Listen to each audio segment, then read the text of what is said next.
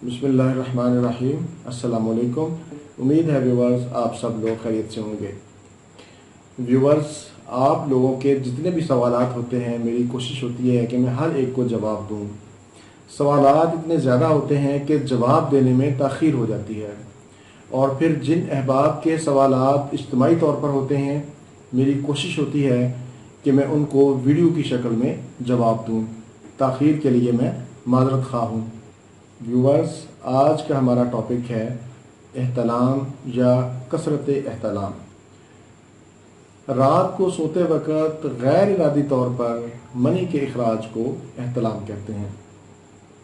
ये अमूमन 12 से 14 साल की उम्र में शुरू हो जाता है। महीना में अगर 1 या 2 बार इंजाल हो तो ये कोई बीमारी नहीं है, लेकिन अगर हफ्ता में 3 से 4 बार इंजाल हो जाए तो फिर ये काबिल तवज्जो है। इसकी जो अहम वजूहात हैं उनमें शहवत अंगेज़ ख्यालात का होना या इस तरह का लिटरेचर पढ़ना, कब्ज़, गरम मसाला जात और मुरगन अशिया का ज़्यादा इस्तेमाल, पेट के अंदर कीड़ों का होना, चाय या कॉफ़ी का ज़्यादा इस्तेमाल, ये इसकी अहम वजूहात हैं। लेकिन अगर फासदाना ख्यालात ना हो और फिर भी एहतलाम हो जाए तो फिर आपको दवाई की ज़रूरत नहीं है, फिर आपको शादी की ज़रूरत है, क्योंकि ये मादा की ज़्यादती की वजह से है। व्यूअर्स, इसकी जो अहम अलामात हैं इनमें सर दर्द, दिमागी कमज़ोरी, नज़र की कमज़ोरी, कमर का दर्द, चिड़चिड़ापन, चेहरे की रौनक ख़त्म हो जाती है, सुस्ती, कमज़ोरी, ये इसकी अहम अलामात हैं। व्यूवर्स, जो अहबाब इस मर्ज़ में मुब्तला हैं उन्हें चाहिए कि वो अपने दिमाग में फहश ख्यालात को जगह ना दें। चाय और कॉफ़ी का परहेज़ करें, गरम अशिया, मसालादार, अंडा, मछली, गोश्त, इससे परहेज़ करें, सादा ग़िज़ा का इस्तेमाल करें और खाना सोने से कम 2 से 3 घंटे पहले खा लें। पानी का इस्तेमाल ज़्यादा से ज़्यादा करें।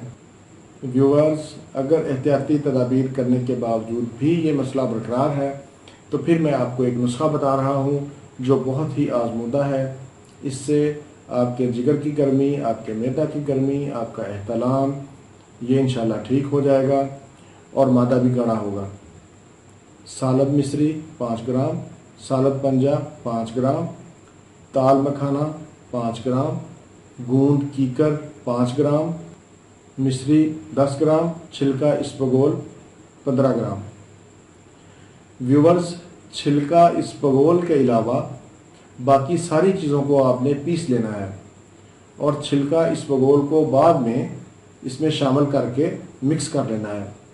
ये आपने आधा चम्मच सुबह और आधा चम्मच रात को खाने के बाद दूध के साथ इस्तेमाल करना है।